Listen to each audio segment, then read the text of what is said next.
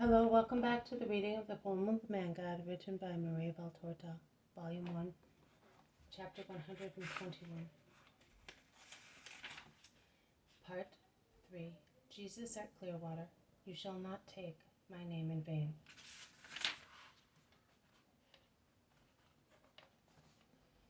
Peace be to you all, and may light and holiness come to you with peace. It is said, you shall not take my name in vain. When does one take it in vain? Only when one curses it? No, also when one utters it without making oneself worthy of God. Can a son say, I love and honor my father, if he does the very opposite to what his father wants from him? One does not love his father by saying, Father, Father. One does not love God by saying, God, God. In Israel, where, as I explained to you the day before yesterday, there are so many idols in the secrecy of hearts, there is also a hypocritical praise to God, to which the deeds of the praisers do not correspond. There is also a trend in Israel. They find so many sins in exterior things and do not want to find them where they really are, in interior things. In Israel, there is also a silly pride, an anti-human and anti-spiritual habit. The name of our God uttered by pagan lips is considered swearing, and the Gentiles are forbidden to go near the true God, because that is considered a sacrilege. That was the situation so far, but it is no longer so. The God of Israel is the same God who created all men. Why prevent creatures from feeling the attraction of their Creator? Do you think that heathens do not feel something in the bottom of their hearts, something unsatisfied, that shouts, stirs, seeks? Whom? What? The unknown God. And do you think that if a pagan moves towards the altar of the unknown God, to the incorporeal altar, which is the soul, in which there is always the remembrance of its Creator, the soul which expects to be possessed by the glory of God, like the tabernacle erected by Moses according to the order given to him, the soul that weeps until such possession does not take place? Do you think that God will reject the pagan's offer as one rejects a profanation? And do you consider a sin the action caused by the honest desire of a soul that, aroused by celestial summons, says, I am coming, to God who says to it, Come, whilst you consider holiness the corrupted cult of an Israelite who offers to the temple what is left over from his pleasures, and goes into the presence of God and mentions the name of the most pure one, with body and soul polluted by countless foul sins? No, I solemnly tell you that the perfect sacrilege is committed by the Israelite who with his impure soul takes the name of the Lord in vain.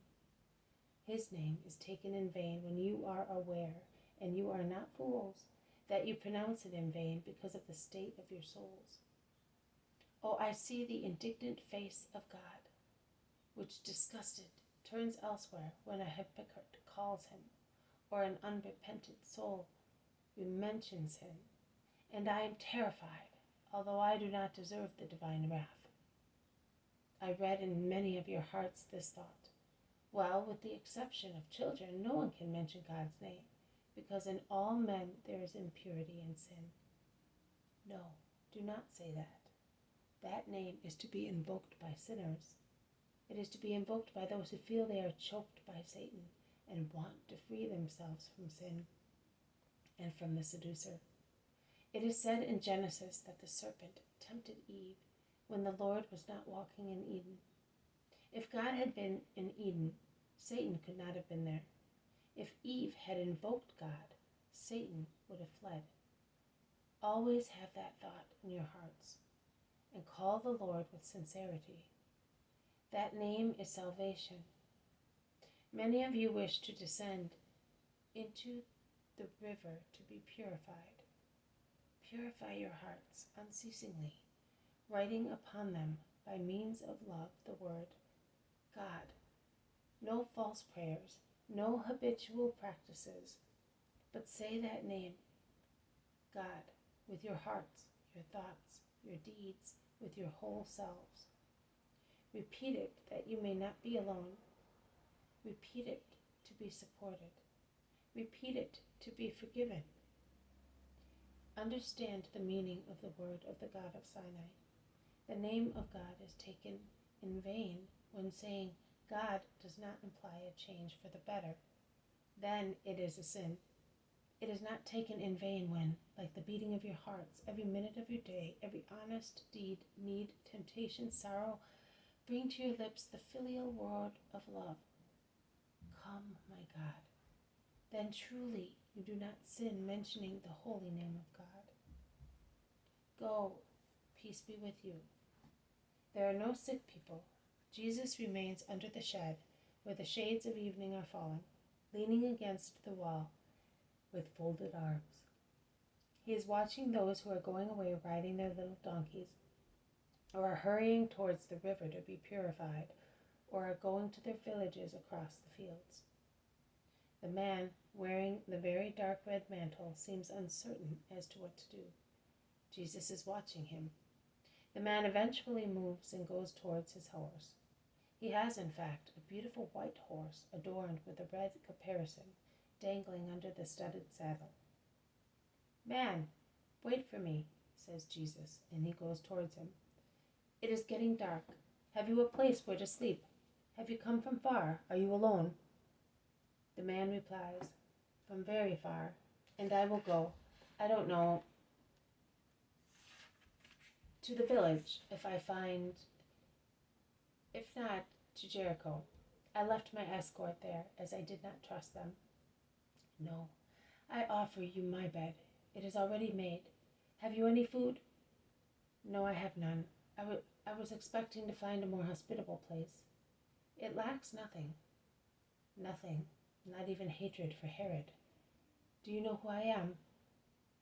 There is only one name for those who look for me. Brothers in the name of God. Come, we will share our bread.